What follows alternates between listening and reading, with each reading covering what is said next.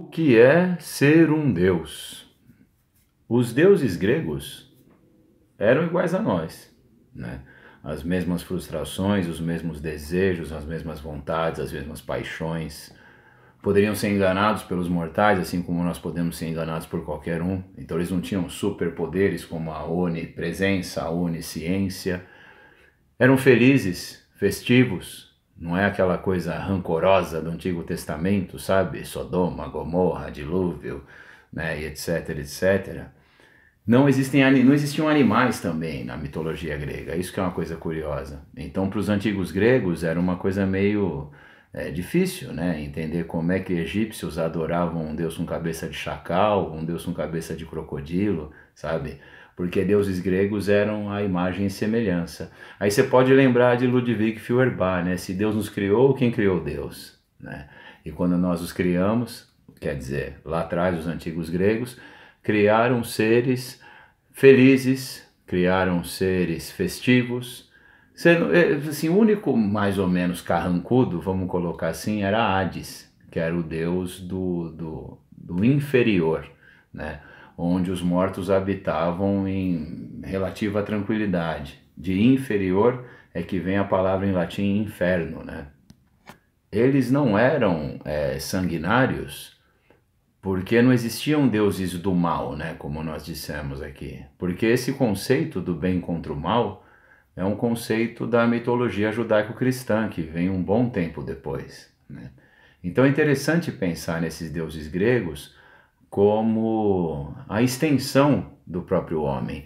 É lembrar do sofista Protágoras, do século IV a.C., quando ele diz que o homem é a medida de todas as coisas. Isso é a essência, né, do antropocentrismo, essa religião de deuses antropomórficos.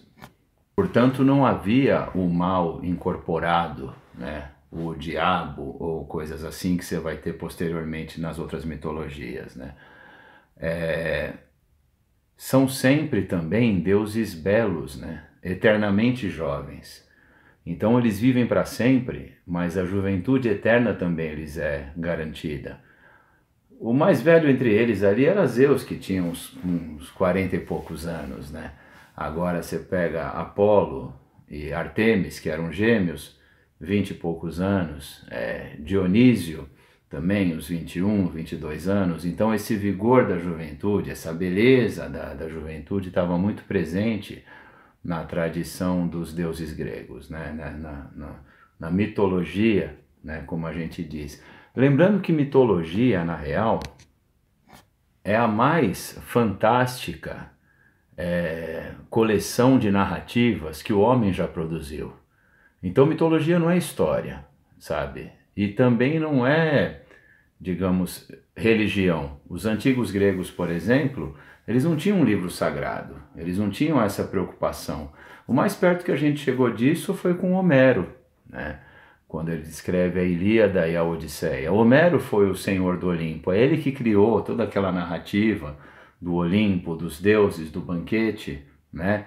Feito o festim que os deuses faziam, né? E o festim era uma coisa curiosa também, porque eles não precisavam beber e comer, porque eles eram eternos, né? Eles não morriam, né? Evidentemente. Eles bebiam o néctar, né? Que Homero descreve como néctar, mas hoje a gente vê como vinho, e a ambrosia, que a gente não sabe o que é, mas devia ser uma coisa muito boa. Então, se eles não comiam e nem bebiam para viver, eles bebiam e comiam por prazer. Saúde!